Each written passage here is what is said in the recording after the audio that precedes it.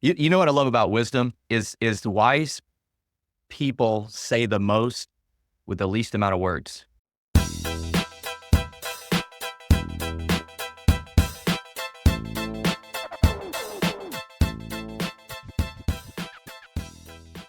Hey guys, welcome to the Skill Dad podcast. My name is Zach Reeser. I'm your host. And if this is your first time joining us, I want to say welcome. And if you're part of the Skill Dad Society that's coming back each episode, I want to say welcome back. This is our podcast, and we're connecting with awesome men that are doing awesome things for other people. And I want to touch on that one point real quick. I've had a couple of guys that have reached out, and at the balance of the conversation is I'm not doing a lot of like big things. And I want to push back on that. If you're listening to this, you're coming back and you're listening, or again, first timers. Whenever you sit down and talk and learn about somebody's story, everybody's doing big things. It just might be at different scales. And so if that crosses your mind and it's like, well, I haven't read a book, I haven't started a big initiative, I haven't done X, Y, and Z. Those things are different scalable ways that people have either been gifted and they're using that gift, or they are, they've just got a fire and they're going after it. You got a fire in there that you're doing something with, or maybe you've got an ember that needs to be ignited. But at the end of the day, if that crosses your mind, I just want to challenge you early on in this podcast and say, you are doing big things, because I'm presuming that you're a dad and everything you do is going to be translated down to your kids, good or bad. So we're in this thing together. We're learning from great guys like my guest today. And so a quick intro before I hand it over to him. Scott Johnson's joining me today, and Scott and I got connected a couple weeks ago. We had a great initial conversation, and when I talk about fires, I'm like, ooh, this thing is awesome. Scott is awesome, and what he's doing and has done is awesome, and it's right in the wheelhouse, I think, of a lot of us. And there's those couple topics we're going to hit, but like our guests that join me, he's also a dad. He's got the learnings like all of us. He's got the wins like all of us, and he's taking those things and doing what he can to help others. So I want to say, Scott, welcome to the Skill Dad podcast, and I'm excited to have you on. Hey man, just pretty excited to be here. So Scott is, he's got his own podcast called Rugged Wisdom. Go check it out. He's also leading an initiative called the Corban Collective. And the Corban Collective is a very well organized platform that is going and equipping men in many different ways, and dads. They've got trips that they're doing. They've got a lot of like both larger scale and smaller scale events that you can plug into, which we'll talk more about. But one of the things I really enjoy too is it's around adventure. It's around adversity, and it's focused on men, so we can develop both in our manhood and as leaders to be better husbands, better leaders, better dads. And if you're on this podcast, you're in the right place. So Scott, I want to hand it over to you. Tell us a little bit about yourself.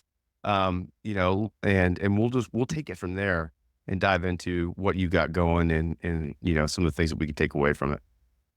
Yeah, man, I appreciate just the opportunity to be on, share. I appreciate what you're doing for Skill Dad podcast, and just guys, like you said, we're all just dads trying to figure this out, right? There's like, they give you that baby at the hospital and they kind of send you off in the hospital. Like you have like a lifetime of work in front of you, right? For the rest of your life, you're going to be figuring that out. So I appreciate just the opportunity. So my name's Scott Johnson, and the Corban Collective is it's a collective, a gathering of men. This is a discipleship strategy where we just want to help guys be better, as you said, leaders, husbands, and fathers. But to kind of give you the nutshell what the Corban Collective is or does, we are a discipleship strategy, and what we do is we help men get unstuck and on target in 6 core relationships in life. Well, we call it the big 6. And we use a lot of environments to do that. Like you said, the trips, whether that's something local, like a gathering here in small groups, like a space like this, or backpacking in the Grand Tetons, or, there's just so many events. We have hunting events, we have all kinds of things. But anyway, we use adversity, as you said, adversity is a classroom. Adversity is a man's greatest teacher, and especially the hard lessons, because pain retains. And for me, I describe myself as a collision learner. So I don't have it all figured out. I just learn what not to do and back up. And that was not a door, that was a wall. Back up and try again. So we're just a bunch of guys. It's just learning together as we go. But we try to help men get unstuck and on target, because men need momentum in life. We battle inertia and misdirection. We get stuck, or we've got all this momentum. We're so far off target. But we identify 6 core relationships that every man has to manage and wants to find momentum. And then we just engineer the plane as we fly it in order to help men achieve that in their life. Engineer the plane as we fly it. That's a good Yeah. way to, there's an old video of some guys driving down a highway, changing a tire while going like 60 miles an hour down the highway. You ever seen that video? Yeah, I think you just described my life. Oh my gosh. I'm gonna have to find that video and repost it for anybody who's not seen it, but that's a phenomenal analogy. You know what, about that video and about changing the plane too, uh, in that video, and I know we're gonna hit this topic because there's something you outlined that I really, really liked. And it's about the brotherhood. It's about friends, it's about our inner circle. But thinking of that video, there's like 4 guys in that car. There's one driving, there's 2 leaning on one side to help it get on 2 wheels. And if you haven't seen the video, they're on 2 wheels. They're changing this thing going down the highway. And then you got a guy changing the tire. Now, as he's going down, as they're going down the highway, it's not one dude. You can't do Right. that. It's all of them. And so that's a great kind of way to dive into that brotherhood side. But that's what this podcast is. You said you hit a door and you backed up.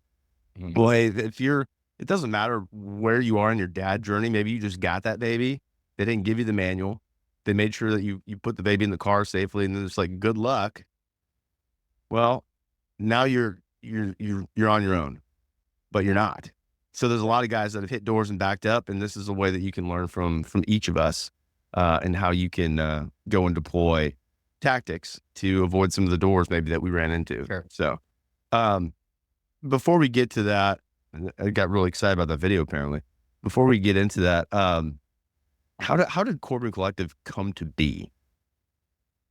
Yeah, that's a great question, Zach. So I guess I probably should say back in 2000, I started full-time ministry. I guess that explains the gray in my beard. As far as I'm by trade, some guys are masons, some guys are carpenters. I'm a pastor by trade. I mean, that's kind of my, that's what I do, my vocational calling. So back in around 2000, I started ministry full-time, and I was in the ministry as far as a pastor for probably about 16 years, somewhere around 2016. I started feeling this holy discontent, probably the best way I describe it, where I felt like, Zach, I don't know if you know, but like 2 things were true at the same time. I felt like that the Christian church was failing men, and then simultaneously, Christian men like myself was failing the church. And what I mean by that is I felt like, circles are better than rows, and rows have a place in life. But I think for men, I felt like the church, I think men, we weren't doing what we could be doing to help men live into their highest potential. And for me, I define that as like more like Christ. And I felt like we weren't helping people become who they could be, especially men, the way we were doing it. So I just felt like there's got to be something more. So the Corban Collective was born out of that frustration. It wasn't born out of vision. It was born out of a frustration. Which I think that's a helpful thing for dads to know. Like, you don't always have to have a vision of where you should go. You should just have a frustration and knowing why you can't stay here. And then as you go, you kind of figure it out on the journey, right? So it was born out of that frustration of like, there's got to be more. So I started tinkering with my hobbies. Like I started like, what do I like to do? I like outdoors. My hobby is adventure racing. So I've got a group of guys that we do adventure racing. Sometimes it's a solo event. Sometimes it's a team. We do, basically we get dropped off in the woods and you have 12 to 72 hours to navigate yourself across some terrain. And so that's a hobby of mine. And that involved orienteering, outdoors, hiking, running, paddling and stuff. So like, let's use that.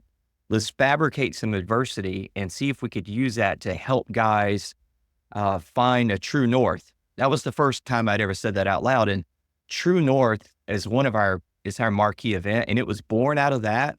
So I was like, what would it look like to get a bunch of dudes together, go to the mountains?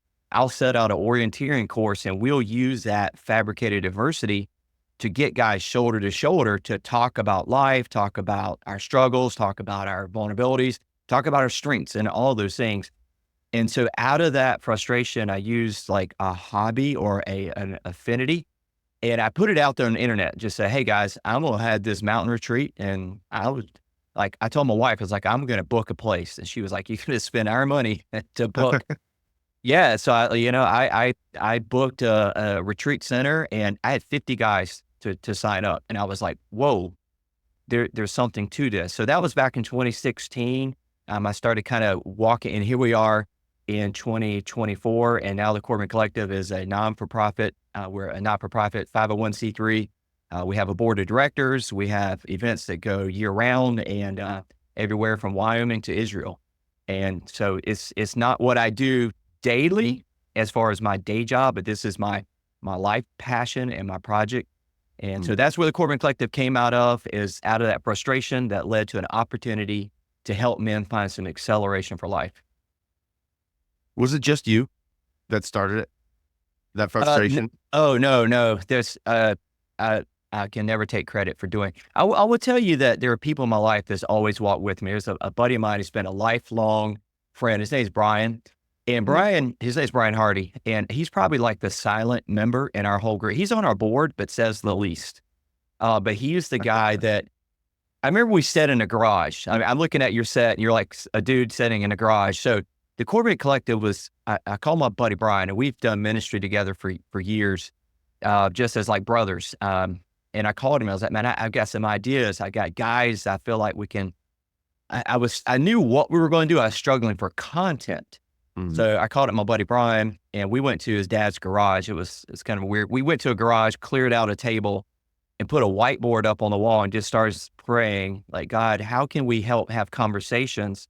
So Brian and I started having this like, how do we get men to have discipleship conversations while they're doing something? So we come up with these, we call them napkin simple discipleship elements, where I think with dudes, like I think church overcomplicates some things, where if you can't draw a conversation on a cocktail napkin or draw it in the dirt, like you've already overcomplicated it. And so like we sat around and talked about like, there's gotta be ways to have conversations that are so simple, but yet so deep that you could spend your lifetime. And so that's some of the content. And so, no, I've never done this by myself. God has always provided a community of men around me. And part of that, you have to go find it too. But I can't ever take credit for anything myself. I can name guys right down the line that have been a part of this. Yeah. No, I appreciate you calling that out. Regarding Brian, it's always the quietest guys in the room that are consistently there, that when they do talk, everyone's going to listen. You know what I love about wisdom is the wise people say the most with the least amount of words. That's a good one. That's a really good one. Yeah. Yeah. Well, that's solid to have that group around you, and that you've had the chance to have people around you. And I know that that's something that a lot of guys want, they're looking for, and love what you said. It's like, most of the time it's not going to just show up. No. Biblically referencing, it's called being a fisher of men. It's not like a fish jump in the boat. And there's action behind that. And so, but you did spearhead it, and you had this frustration. And I think, if any of you guys are listening have heard the term sick and tired of being sick and tired, at some point we reach a point where we're like, okay, I've got to go do something. And so I applaud you for taking the initiative, and to have 50 guys show up in that first event, like that's really good. And just one other point I want to call out there, in case anybody, reach down and grab their coffee or something while they're driving in the car. Be safe, guys. Is the napkin simplicity. If there's any of you that are like me, guilty as charged in this one that say, okay, well, here we got to do this, and it's got to be perfect. We got to, before you release it. I learned years ago, and it's helped me, but it's still a battle, is that, just getting that minimum viable product, the MVP out there, the basic thing. Yeah. Because then Yeah, you're we going call to feel it, yeah, no, I agree. We call it ugly baby. ugly Right? baby. Yeah. I mean, it's like, it's Yep. that minimum viable product, the ugly baby. Just do something, right? Just like, don't be afraid. We call it also GETMO. Okay. It's good enough to move on. GETMO. Like, we'll say, hey, this idea is GETMO. We know every idea is going to get punched in the face. Hey. Yep. So like you say, man, like guys, like just try anything, but get it, the ugly baby, the minimum viable product, the GETMO version, good enough to move on. Like just create momentum, right? And I tell my kids this, I'll take failure over failing to try any day. Yes. Right? Yep. Yeah. It takes courage though, too, to put yourself out there. Or stupidity. Or like, okay, let's are they that stop. different? Sometimes They're not. So courage and stupidity are the same thing.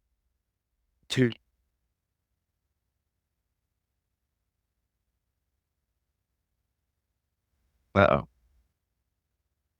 Okay. It dropped out. It said courage and stupidity are the same thing, and then it's like ultimate cliffhanger. Oh, yeah. Oh, so yeah. So this is where sometimes things happen in the audio. So I would say that courage and stupidity there's a fine line in the same way between insanity and genius. There's this, sometimes it's hard to tell what's courage and what's insanity, right? But it's okay to look dumb trying to do great things. Yep. You'll be amazed, guys, what happens. You put it out there. And to use this podcast as the thing is, I always wanted to do it, but it was a leap to do it because, on these things, you're putting yourself out there. You're sitting there sharing your story. I'm on here with a lot of guys, most of which I don't know initially, but now I have a much larger group to connect with, which has been a blessing and a gift.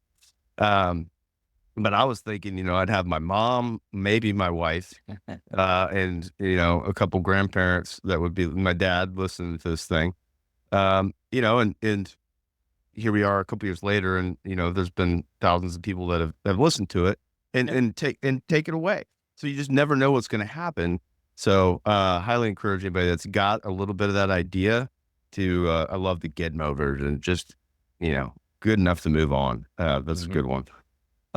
So as it relates to with Corban Collective, and this is a dad focused podcast. Now, I would argue as skilled dads, what defines us as skilled dads is that we're continuously looking to build on our skill sets that improve us in leadership, family, community, right? And ourselves, because as we say, if you're not in the fight, then you can't help anybody else. So you got to make sure that you are taking care of yourself in a variety of ways to maintain your health and be effective.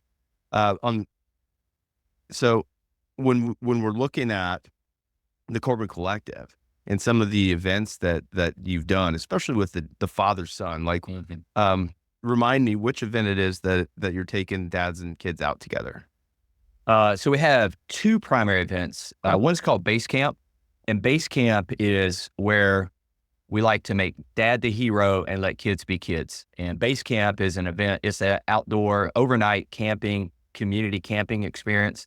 So we make dad the hero. We make sure he's got whatever we have three things we want to make sure that that's not an obstacle: equipment, experience, or access to it, and then the opportunity. So that's Base Camp provides a dad an opportunity to take a kid camping in an environment where, like, most guys, like, I would like to do something outdoors, but it's not just camping. They get to fish, they get to kayak, canoe. We teach, they basically have like a circuit where they learn survival skills, orienteering, like projectiles. So that's Base Camp. We also have Preserve, which is for older kids I say older. It's a hunting event. We have them throughout the year. So we have deer hunts, turkey hunts, and different things like that. So we have two major events that are for kids primarily. Okay. when you're making dad the hero, it might be rhetorical, but I'm curious your thoughts on why make dad the hero during that weekend. So that's a bigger question. If you want to be effective in life, I borrowed this language straight from Donald Miller. I think in the marketing world, I think he's got probably the best articulation. Like, you have to transition yourself to guide, right? Not the hero. You can't be the hero in someone else's story. You have to position yourself as a guide. You know, Yoda and Obi-Wan are the guide for Luke Skywalker. They can't fight for him. You know, David Spade is the guide for Tommy Boy. Tommy Boy's got to go save Callahan Motor Parts, right? So like, you position yourself as a guide, because if you want to be effective, fathers are there. The kid doesn't need to see me.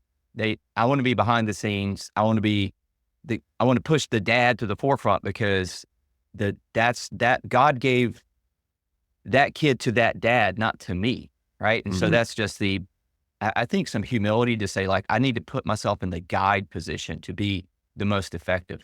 Yeah.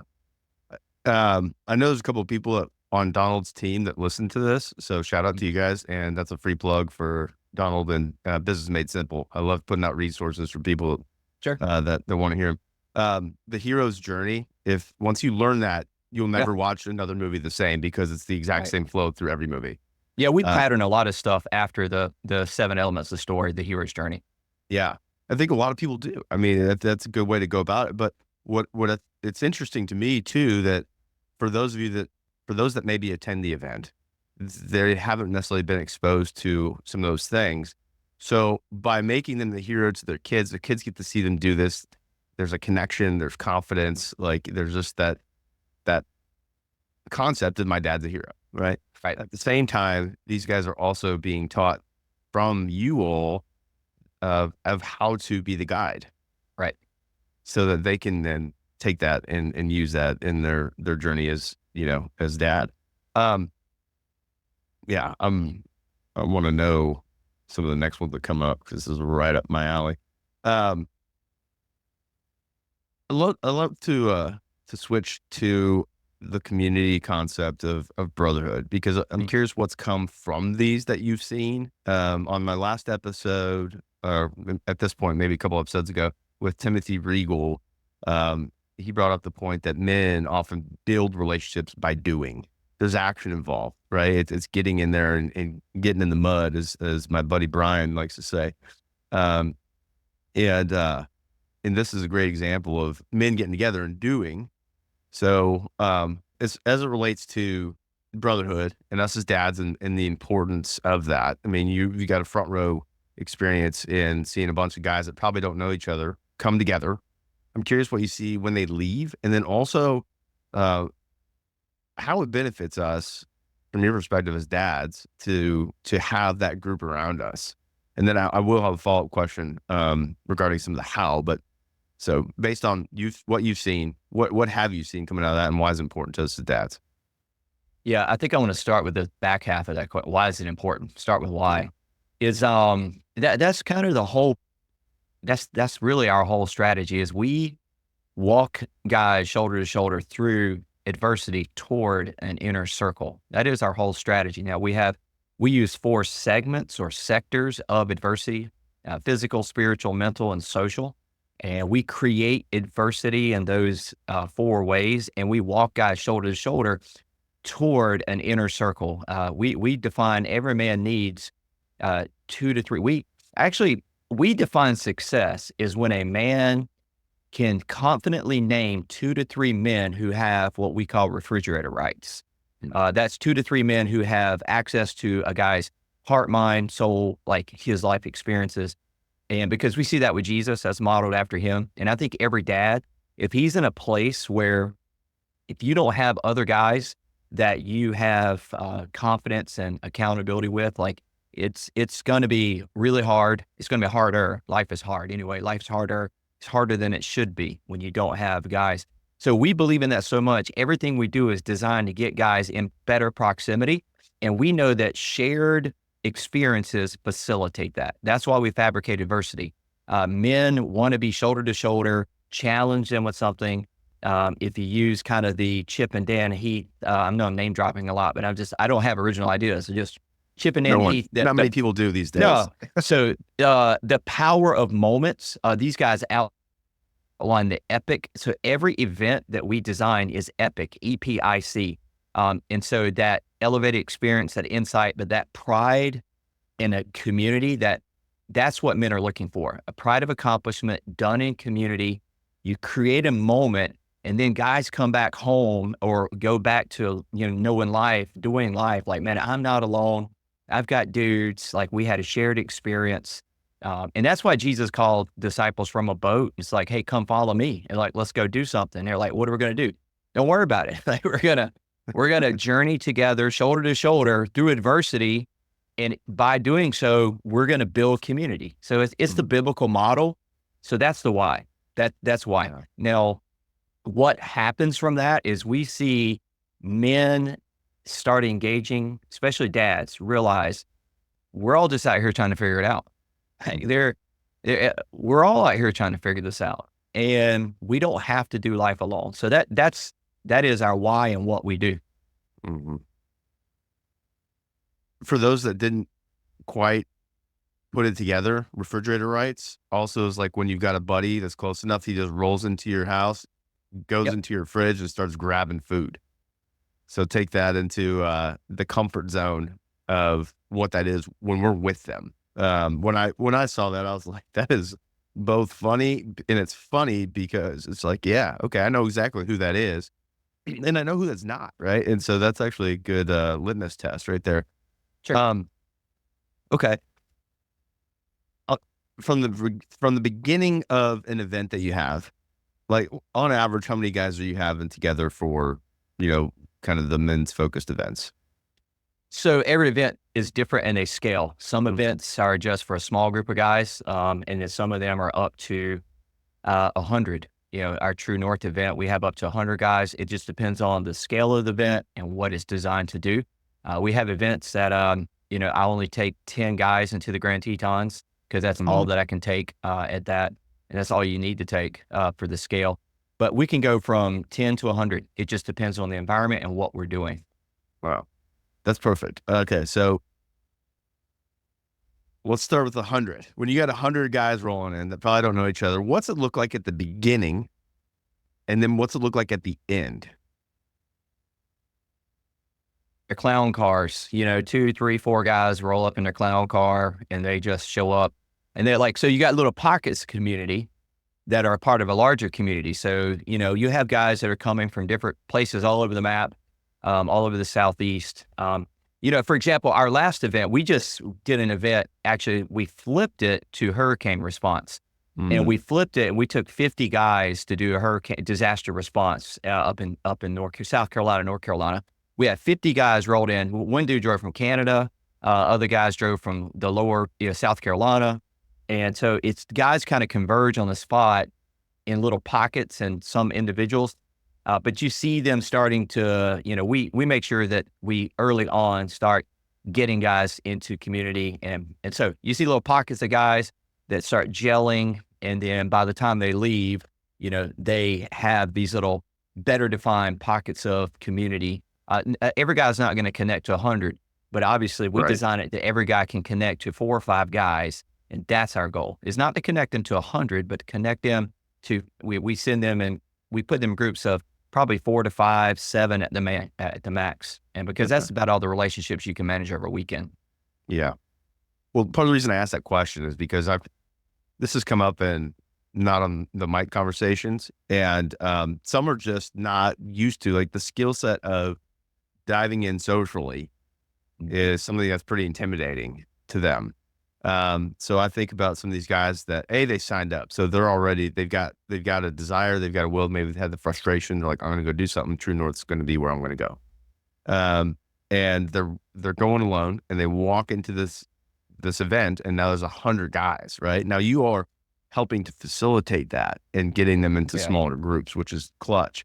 But what advice would you have for somebody that is hearing this and they're thinking, that's just too much for me? Even on the scale, like, I don't know anybody.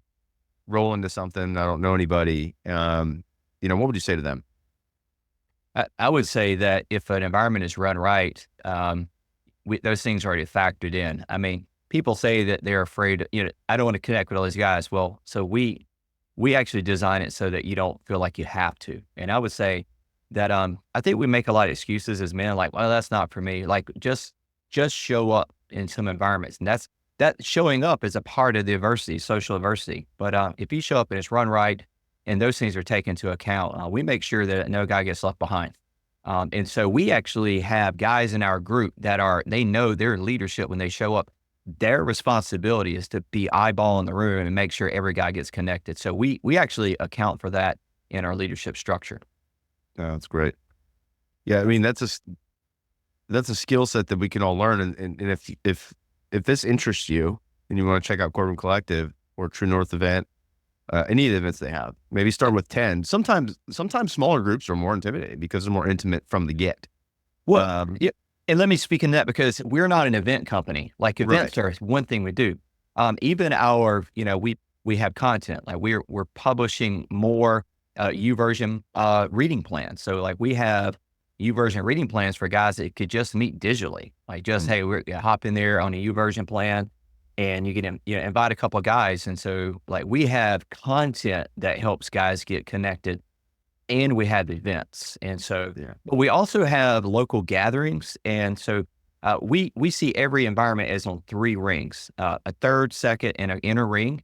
And so our events are very third ring, and then we call it the foyer or the front porch. So we have second Mhm. ring environments that are more living room environment where we bring guys a little bit closer. But we understand that there's these inner three or this inner circle. And so we design content and events to help guys, to facilitate connection and community. So Mhm. it's a No, bigger it's strategy. yeah. Yeah. No, you guys are doing a lot. So I suggest everybody go check it out and what they're doing. I think I focused in on the events because the theme that's been coming up more is guy that I've run into is guys wanting connection, not necessarily knowing how to do it. And so this is one of those things where I think go back to just even the GETMO version of getting out there and why it's important to us as dads, for the fortification of ourselves and it helps us be better. Other men will help us be better if they're the right men.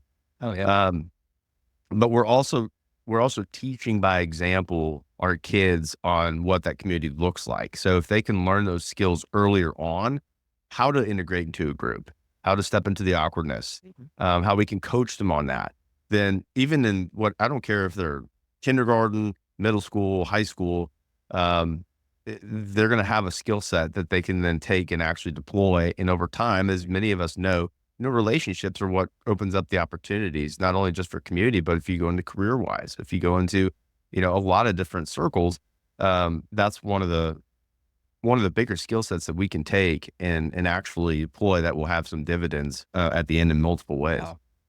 Um, I want to switch a little bit from Corban Collective, um, and just real quick. I know we'll do it at the end, but where's the best place for everybody to find more information on Corban Collective? Yeah. CorbanCollective.com. That's our best site. And we're actually overhauling a website, because we're constantly tinkering, but, CorbanCollective.com or email me, Scott@CorbanCollective.com. Always looking to engage with guys, answer any questions. That's probably the best way to get about it. Okay, I love it. Straightforward and easy. Yep. And guys, I'll include those links in both Yep. website and other places as well. Um, Usually emails are going to go on the website, so not in the podcast description. So if you guys are looking for it, go on the website. Um, I want to switch gears just a little bit to your experience as dad. So you started this event. You've got two kiddos. Yeah. How old were they when you kicked this thing off? Not Oh, event, oh, but program. yeah. So I think my son would have been 8 years old and my Mhm. daughter would have been 4 years old. Uh, Okay. yeah, give or take. Yes. So 8 years ago. So I have yeah, I got a 12-year-old and a 16-year-old right now. So in that journey, 8 and 4, you've kicked off the Corbin Collective, developed the strategy, but from your experience as dad, like you were given the baby, like you Yeah. said at the beginning, and you've gone through, like, what are some of the key things that you've learned, um, whether it be the door that you ran into or the things that have helped you to, you know, be an effective leader in the household?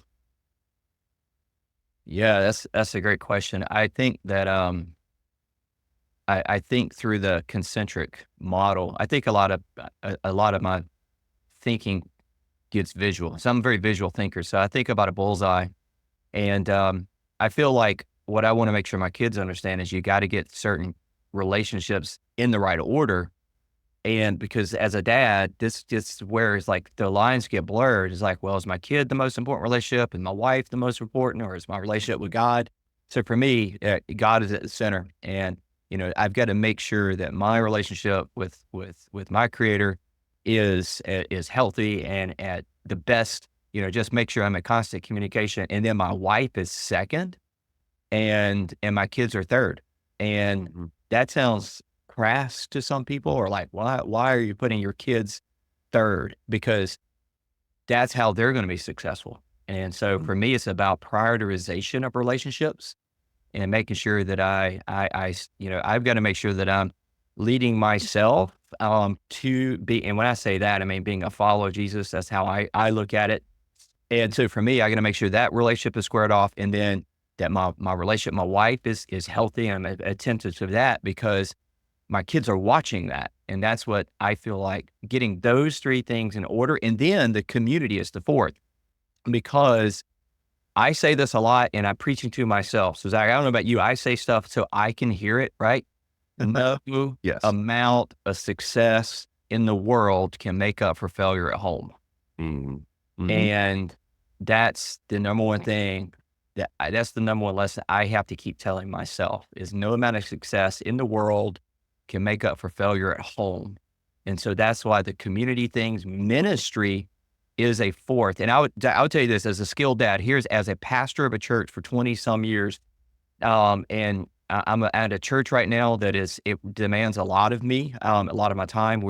It's on the metrics of fastest growing churches in the nation, that kind of stuff, which reminds me that I say that because that came out this week, and I was like, man, we got to get this right. I mean, I got to get home right. And I talked to my staff this week. I said, we got to get this right at home and make sure that in ministry or any effort, if any effort, let me speak for ministry, families in ministry will make sacrifices, but your family cannot be the sacrifice.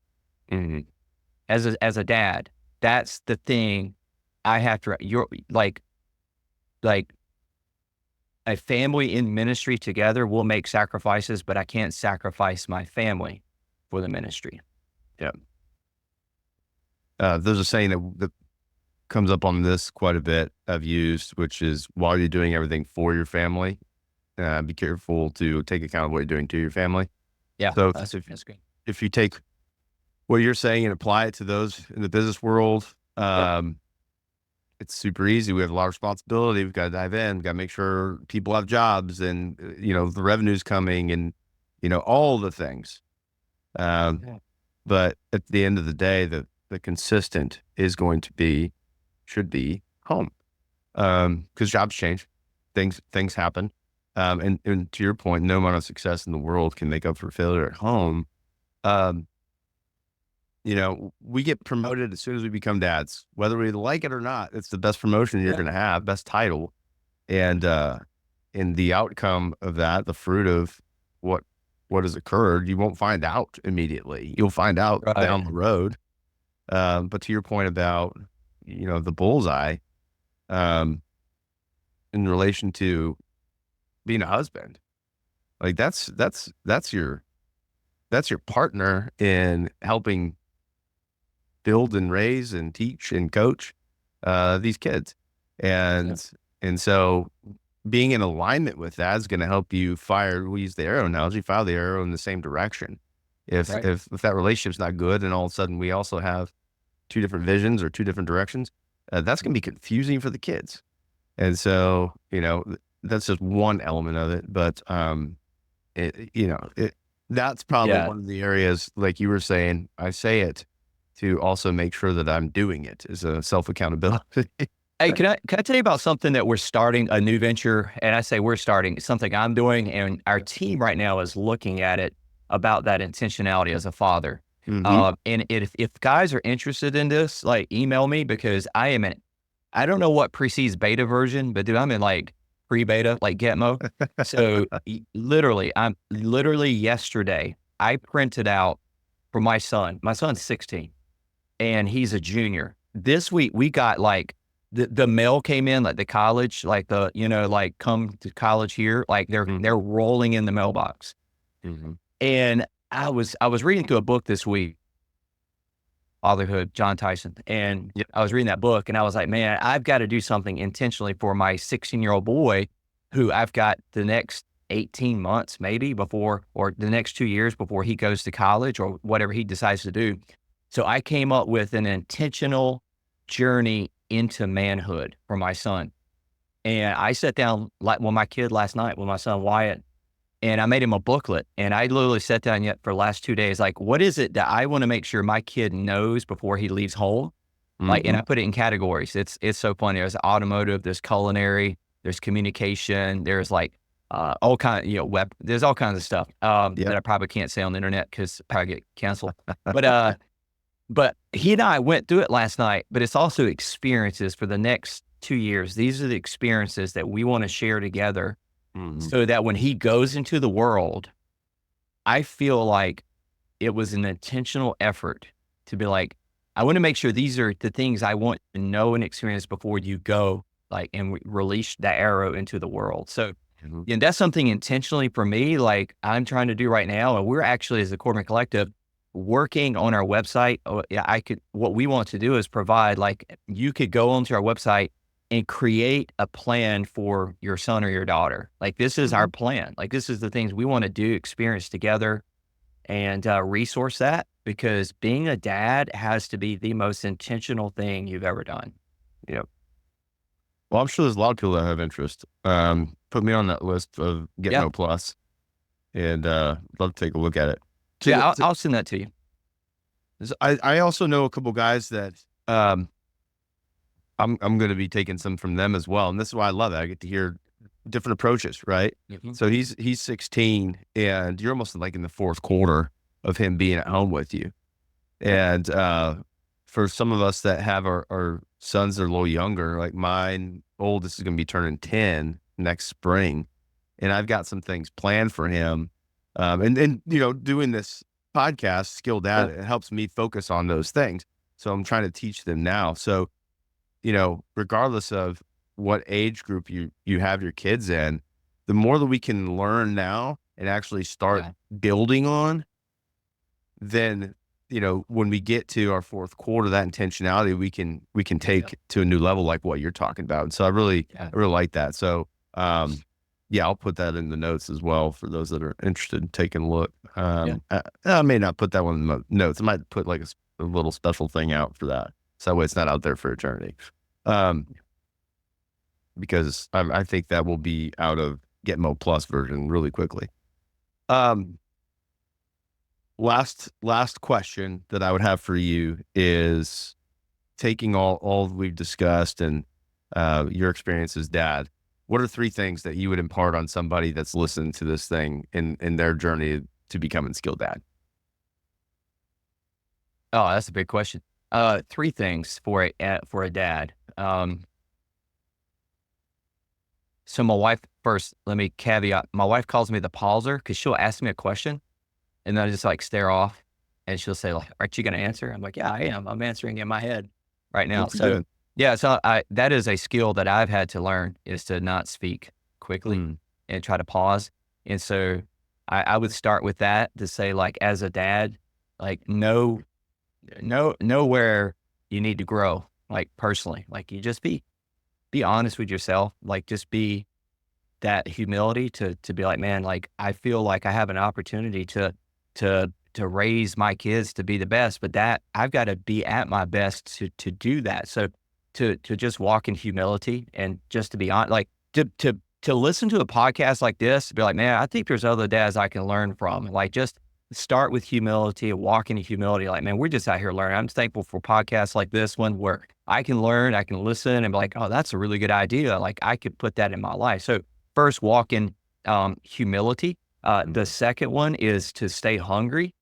Just stay hungry. Like, stay humble, stay hungry. Like, be a constant learner. Like, never feel like you've arrived. Like, always like, man, I want to know more. I want to see more. I want to learn more. Like, just have that, like, keep your capacity for getting better, and just stay humble, stay hungry.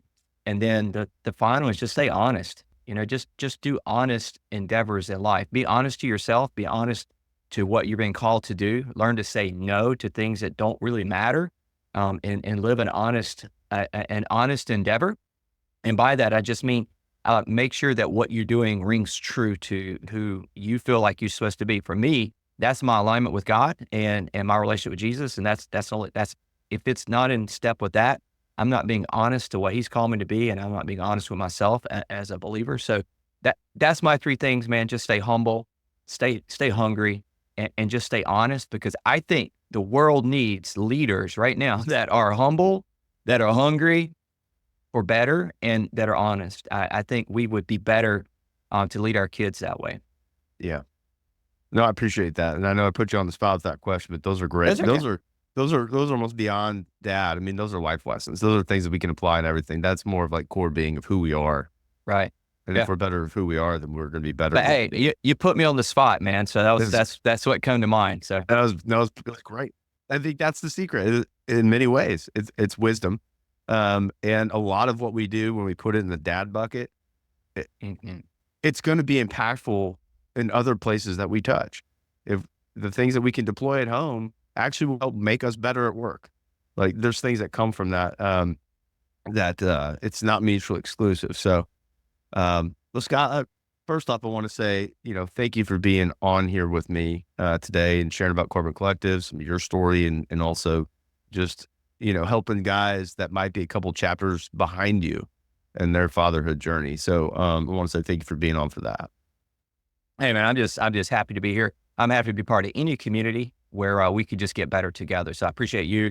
I appreciate a dad who's listening. If you listen this far, man, I just thank you. And, if there's anything I could ever do to just walk beside a guy, get shoulder to shoulder, and learn how to do something better, man, I'm all ears. No, love it. The second thing I'll thank you for is just taking the initiative out of your frustration and making something happen that's now grown. And I know it wasn't all you, but you heard the call and you went after it.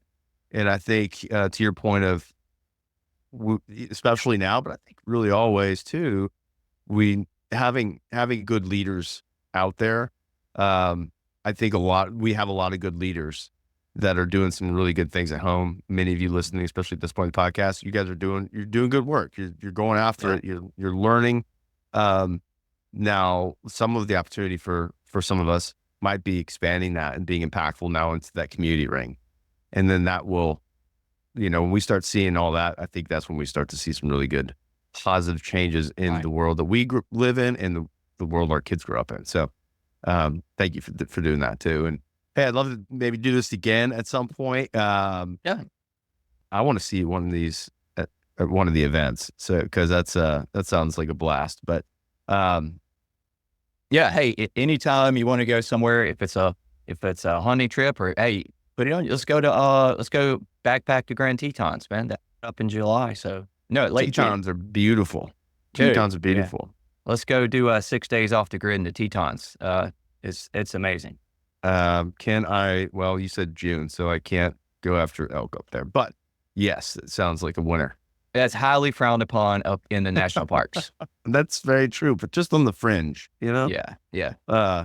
Scott, man, I appreciate you, and I'm just so glad to have been connected with you and for the time of this podcast, and look forward to staying in touch. Yeah, man. Appreciate the opportunity. Absolutely. Well, guys, if you've made it this far in the podcast, I know you've taken away a number of things. I've got a whole list of notes, and I've had people ask, what are you doing when you keep looking down? I actually take notes like throughout this, because I, like you, am learning. Unlike some of you, I'm not driving. So I don't suggest taking notes while driving. Just listen to this podcast later, go to the website, check it out, and get some of the key takeaways. But as we said at the very beginning, each of you is doing something big, whether you recognize it or not. You've got something big going on, and you also have the opportunity potentially to do more. If that stirring's going on, but you've been holding back and you're like, I don't want to do it. I'm afraid to do it. Whatever that case might be, just hear me encourage you in that. Get your GETMO, get your MVP, whatever you want to call it. Call up some buddies and have a sit around a fire. Go fishing, golfing, if that's your thing. Whatever it is, do it. I think you'll be surprised by the results. And if at first maybe it doesn't quite work out, well, do it again, because it does take repetition. Just like all the skill set, we talk about tools, we talk about, leadership concepts, listening.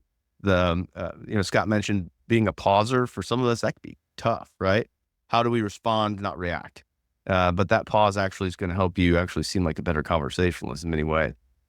But whatever it is, take action and go do it. That's my challenge to you.